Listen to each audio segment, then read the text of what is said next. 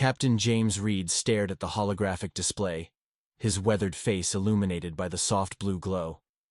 The alien message played again, its translation appearing in crisp lettering beneath the strange, multi-toned sounds. You have 24 Earth hours to surrender your outer colonies, or we will begin systematic eradication. This is not negotiable. The bridge of the UES Defender fell silent. 5 pairs of eyes turned toward him, waiting for a response. Humanity had only ventured into deep space 50 years ago, establishing colonies on 17 exoplanets. They weren't prepared for this. Send it to command, Reed ordered his communications officer Lisa, and prepare a ship-wide announcement. The Volari had appeared 3 days ago, massive warships materializing at the edge of colonized space. No introduction, no diplomatic overtures, just demands and threats. Intelligence suggested their weapons, technology was at least a century beyond Earth's capabilities. Admiral Wilson's face appeared on the main screen minutes later, her expression grim. Captain Reed, we've received the transmission. The Security Council is convening as we speak. Your orders, Admiral? Hold position. Observe. Do not engage unless fired upon. Reed nodded, though unease churned in his stomach. The Defender was the most advanced ship in Earth's fleet, but it was a scout vessel, not designed for combat against the behemoths that hung in space before them. On Earth, the United Nations Security Council gathered in emergency session. Representatives from all major nations and colonies sat around a circular table, faces drawn with concern as the alien message played. They're testing us, General Thomas said, slamming his fist on the table. If we give up the outer colonies, they'll just demand more. Dr. Anna Miller, the leading xenopsychologist, leaned forward. We need to understand their culture before responding. This could be a standard greeting for them. A greeting? Thomas scoffed. They're threatening genocide. President Lee raised her hand for silence. What do we know about them? Very little, Miller admitted. The Volari are a collective species. Our limited scans show they appear to share a hive-like social structure. Their technology is vastly superior to ours. Can we fight them? Lee asked, turning to General Thomas. Not conventionally, he replied, but humanity has never bowed to threats. We have contingency plans. Back on the Defender, Reed watched as 3 more Volari warships materialized. Each was roughly the size of Manhattan, bristling with what appeared to be weapon arrays. His tactical officer Mark monitored the scans with increasing alarm. Captain, they're powering up something on the flagship, Mark reported. Energy signatures are off the charts. Reed tightened his grip on the command chair. Defensive posture, shields to maximum. Before he could issue another order, a blinding beam of energy shot from the Volari flagship, not toward the Defender, but past it. The beam struck Outpost Echo, a small research station housing 300 scientists and their families. The station disintegrated instantly. My God, whispered Lisa, her face pale. Reed's communicator chimed. Admiral Wilson appeared again, her voice steel. Captain Reed, you've witnessed their first strike. We now have confirmation they've attacked 3 other outposts simultaneously. Orders? Implement Protocol Omega. Effective immediately, humanity is at war. Reed looked at his crew, seeing determination replace shock on their faces. Humanity had faced extinction-level threats throughout its history. Plagues, world wars, climate catastrophes. Each time, they had not just survived, but emerged stronger. Send this message to all Earth vessels, Reed said to Lisa. The Volari have fired the first shot. Humanity does not bargain with terrorists. We will not surrender a single colony, a single life without fighting. Let history remember, we did not start this war, but we will finish it. As the message transmitted, Reed activated the ship's specialized systems, technology the Volari couldn't possibly know about. Humanity had always been inventive when facing destruction. The game was just beginning. The Defender slipped into the shadow of a gas giant, its adaptive hull absorbing light and sensor waves. Reed's crew worked in near silence, the gravity of their situation weighing heavily on them. Status report, Reed commanded. The Volari fleet has divided, Mark replied. 3 warships are headed toward Alpha Centauri colony. 2 remain at the original position. The flagship is moving toward Earth. Earth had 72 hours at most before the flagship arrived. Reed knew the planet's defenses were substantial, But against this technology, he couldn't be sure they'd hold. On Earth, Dr. Miller had been granted emergency access to the archives beneath Geneva, historical records deemed too sensitive for public knowledge. She scrolled through files dating back to the 2050s, when humanity had first encountered alien technology. There it is, she whispered, finding what she sought. Project Prometheus. A security officer approached. Dr. Miller, the president has requested your presence at the emergency summit. The summit convened in a hardened bunker beneath the Rocky Mountains. Leaders from every major power on Earth and the colonies gathered around a war table displaying real-time movements of the Volari fleet. We've analyzed their attack patterns, General Thomas reported. They're targeting communication nodes first, trying to isolate our colonies from each other. President Lee nodded grimly. What are our options? Dr. Miller stepped forward. I've found something in the archives. After the Roswell incident in 1947, we recovered more than just debris. There was technology, specifically a quantum entanglement device. The room fell silent. By the 2050s, we had reverse-engineered it, she continued. It led to Project Prometheus, the development of instantaneous communication that bypasses normal space. If the Volari don't know we have this, we can coordinate a unified defense, Thomas finished, understanding dawning on his face. Far from Earth, in the mining colony of Proxima B, Director Tom Brown received the coded transmission through the quantum network. The colony had been designed to appear as a simple mining operation, but beneath its surface lay one of humanity's greatest secrets, the Phoenix Array. Begin activation sequence, Brown ordered. Authorization Crimson Dawn. Engineers removed the holographic camouflage, revealing a massive weapon embedded in the planet's crust. Technology derived from the same alien wreckage that had provided the quantum communicator. Back on the Defender, Reed received new orders, through the secure quantum channel. They don't know we can communicate, he told his crew. And they don't know about our hidden assets. What's the plan, Captain? Lisa asked. We're going to let them think they've got us on the run, Reed explained. Meanwhile, all colonies are activating defenses the Volari can't possibly know about. The Defender suddenly accelerated, appearing to flee from the approaching Volari. Ships. As predicted, 2 warships broke formation to pursue. They took the bait, Mark confirmed. Reed nodded. Begin Operation Trojan Horse. The Defender deployed specialized drones, tiny, nearly undetectable machines designed to attach to enemy hulls. Within hours, every pursuing Volari ship had been seeded with dozens of these devices.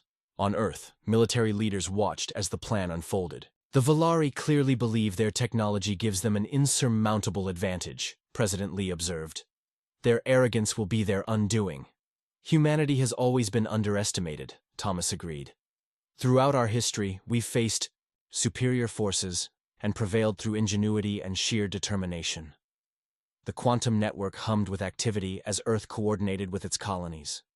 Ships that appeared to be fleeing were actually moving into strategic positions.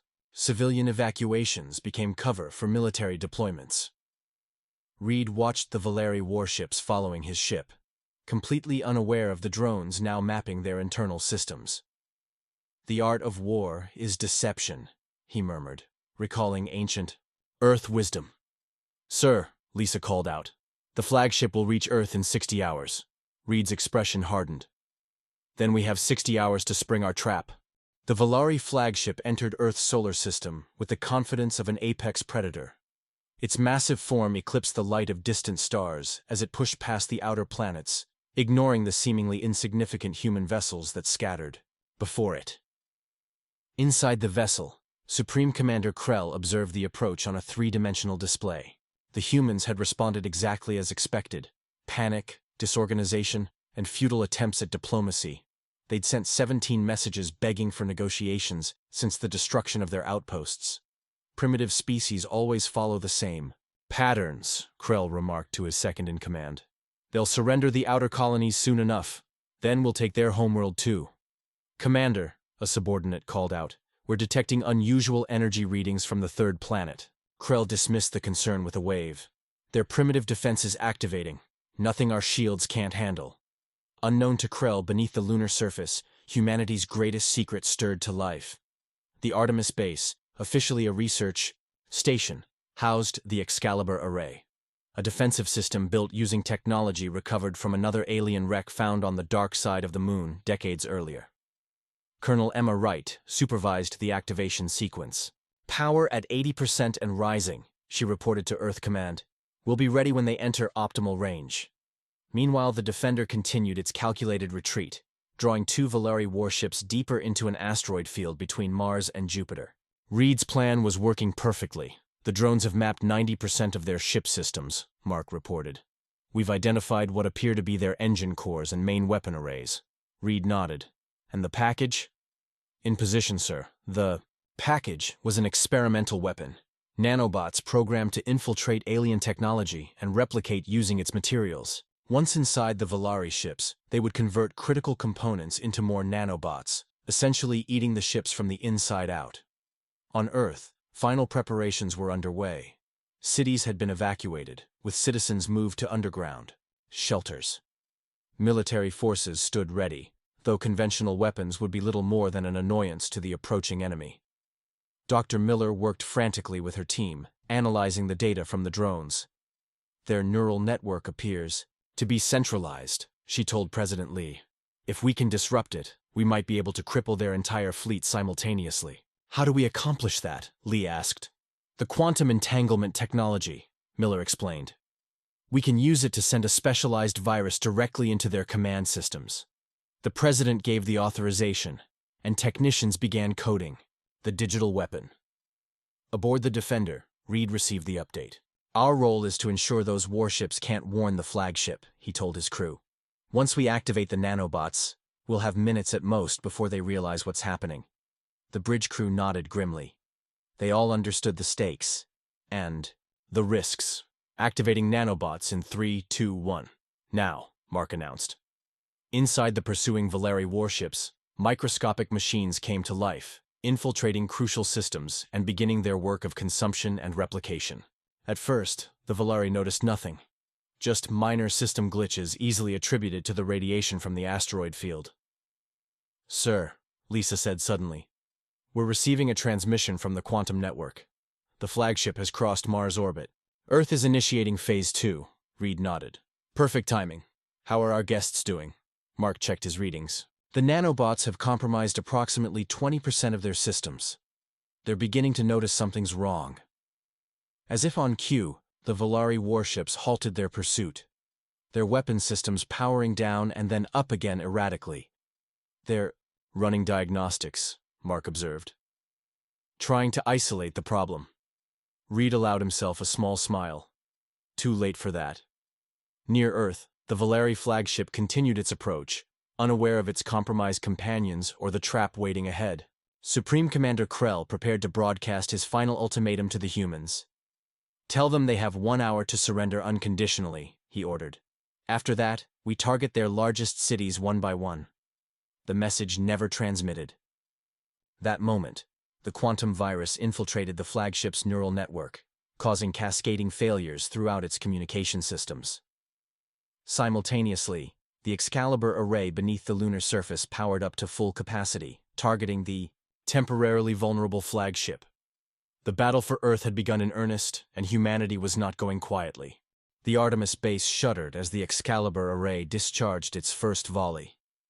Beams of concentrated energy, invisible to the naked eye but devastating to advanced electronics, struck the Valari flagship with surgical precision.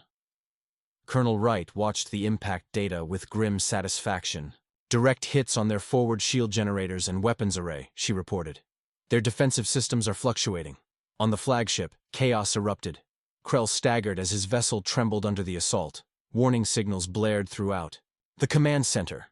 "Impossible," he snarled. "How are they penetrating our shields?" His officers scrambled for answers, but the quantum virus was already spreading through their systems, disrupting communications and corrupting sensor data. The humans had somehow identified their technology's one weakness: its interconnected nature. Designed for efficiency, the Valari systems were vulnerable to cascading failures once compromised. Near Jupiter, the Defender watched as the 2 pursuing warships began to drift. The nanobots had consumed nearly 40% of their critical systems. "Captain," Mark called out, I'm detecting unusual energy buildups in both vessels. Their power cores are becoming unstable. Reed frowned. They must have some kind of self-destruct protocol. Move us to safe distance, but keep monitoring. Sir, Lisa interrupted. Urgent message from Earth Command. The flagship is launching fighter craft. Hundreds of them. The Excalibur array can't target them all. Reed straightened in his chair. This was the contingency they'd prepared for. Relay to all Earth forces. Operation Hornet's Nest is a go. Throughout the solar system, seemingly abandoned mining platforms, research stations and orbital habitats suddenly came to life. Their outer shells split open, revealing hidden weapon systems and launching bays. Thousands of small fighter craft, piloted by both humans and advanced AI, streamed toward Earth to intercept the Volari attack force. On the lunar surface, a second defensive system activated, the Aegis Field. Developed in secret over decades, it created a partial energy barrier around Earth, not strong enough to stop the Volari flagship, but capable of slowing and weakening its smaller craft. They hid their true capabilities, Krell realized too late. This was never going to be an easy conquest. He ordered countermeasures, but the systems responded sluggishly, compromised by the quantum virus. Outside, the smaller human vessels engaged his fighters with unexpected effectiveness. Though technologically inferior, the human craft were piloted with extraordinary skill and daring. These are not the actions of a species that can be intimidated, Krell's second-in-command observed quietly. In the asteroid field, the two compromised Volari warships suddenly exploded in brilliant flashes of light, the nanobots having reached their power cores. The defenders' shields strained against the shockwave. "Damage report," Reed called out once the worst had passed. "Minor hull breaches on decks 3 and 4, Mark replied. "Automated systems are responding. We're still operational, sir." Reed nodded. "Set course for Earth, maximum speed. They'll need every ship they can get." The battle around Earth intensified as the Defender raced homeward.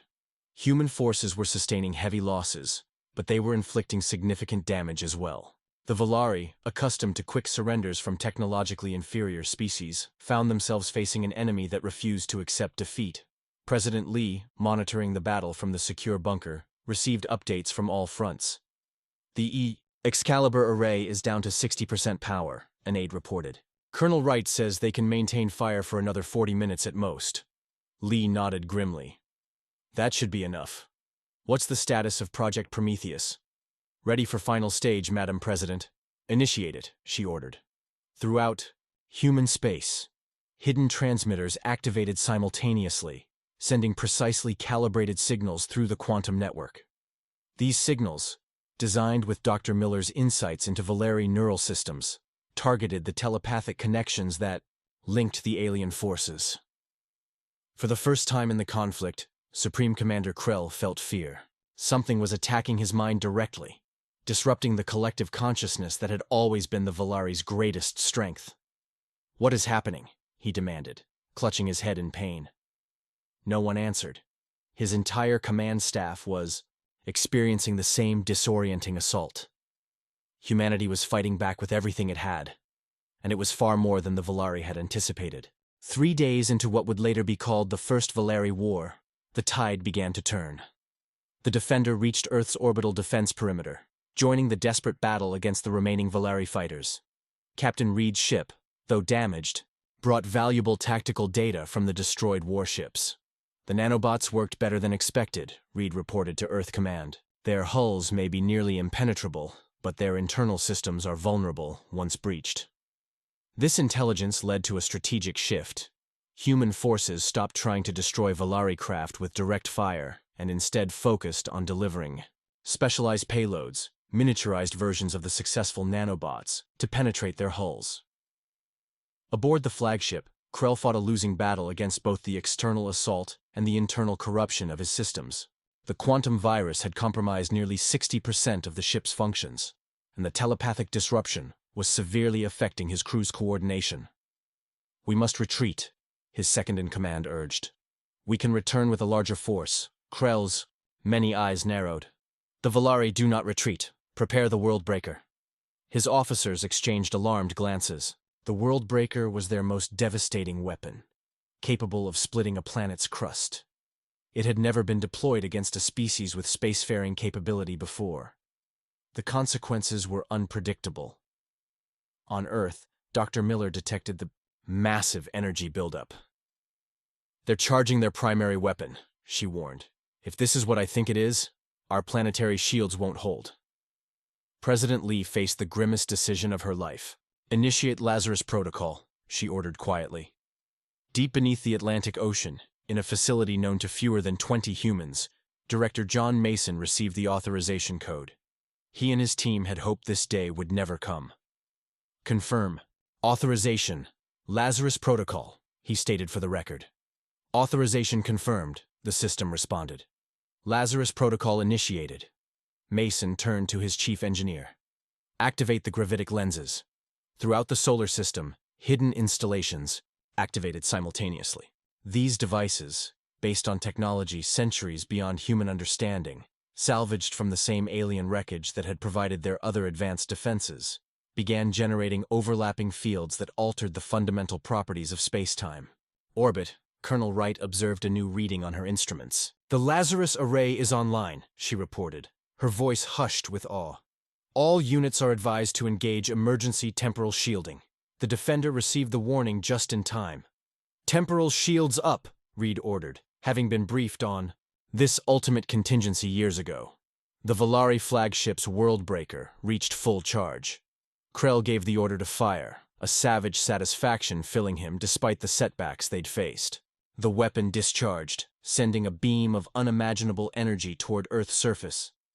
At that precise moment, the Lazarus Protocol reached full activation. The beam struck what appeared to be Earth, but was actually a gravitic lens manifesting directly in its path. The energy didn't impact the planet at all. Instead, it was caught, redirected, and focused back upon its source, multiplied in strength. The Valerie flagship seemed to compress for an instant before exploding in a blinding flash that temporarily overwhelmed all sensors in Earth orbit. When visibility returned, nothing remained of the massive vessel except scattered debris. In the aftermath, human forces quickly overwhelmed the remaining Volari fighters, which had been rendered nearly inoperable by the backlash and the loss of their command network.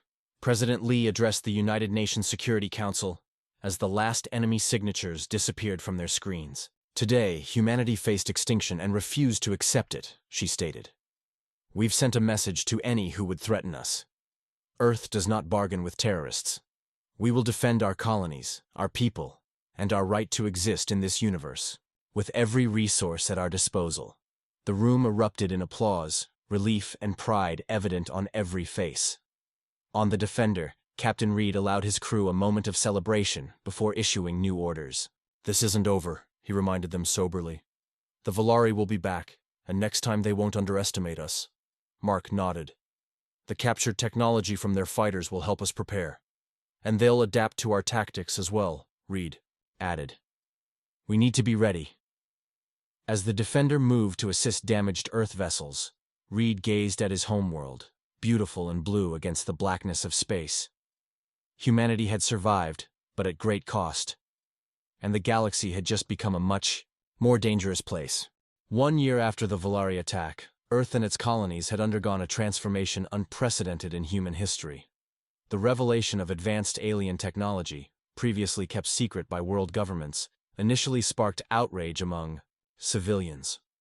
However, the existential threat posed by the Volari quickly unified humanity toward a common purpose: survival.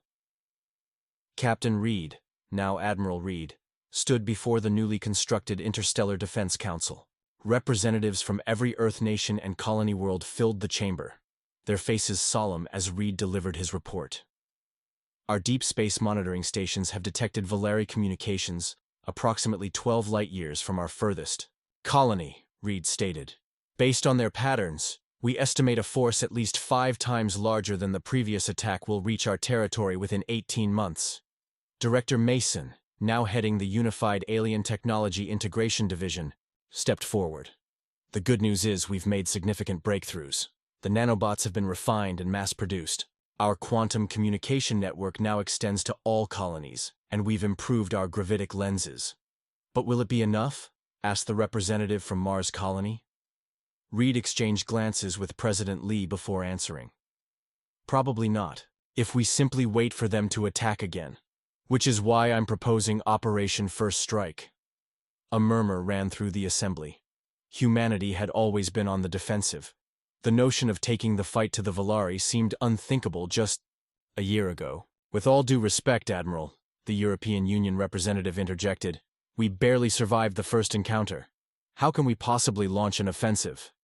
Reed activated a holographic display showing a complex stellar map, because we now understand their weaknesses.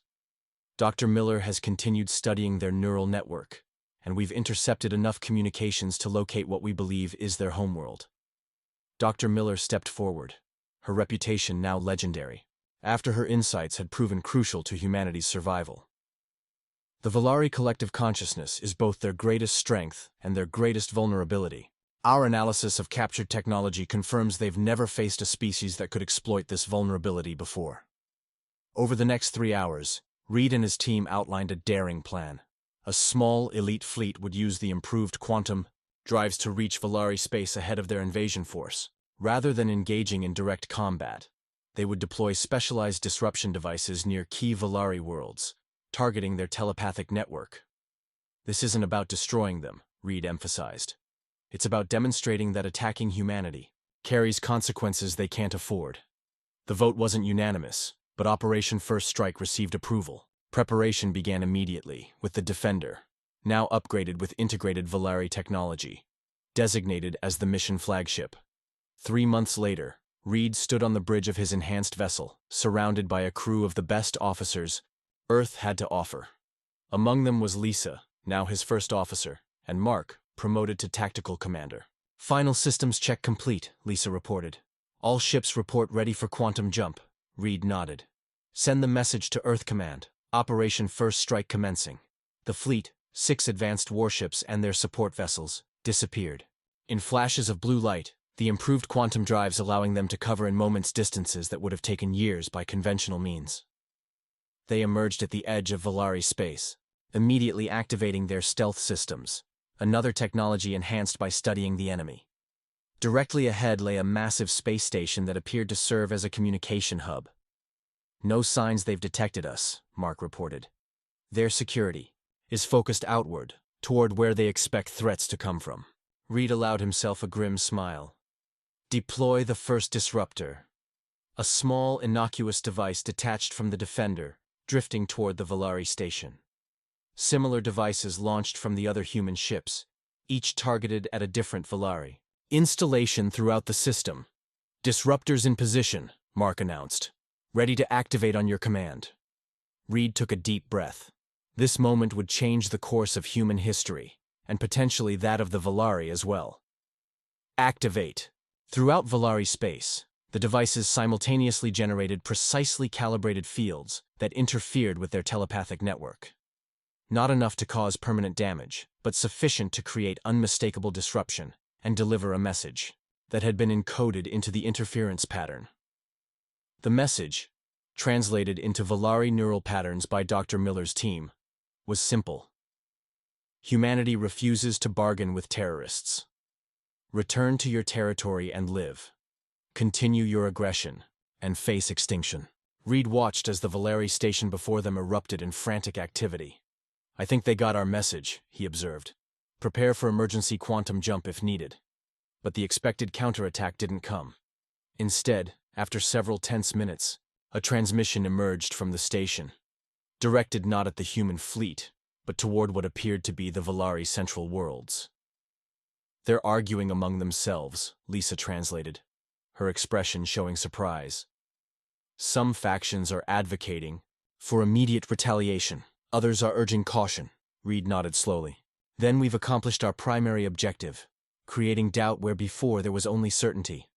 As the human fleet prepared to return home, having demonstrated both their reach and their restraint, Reed gazed at the alien worlds shown on his display.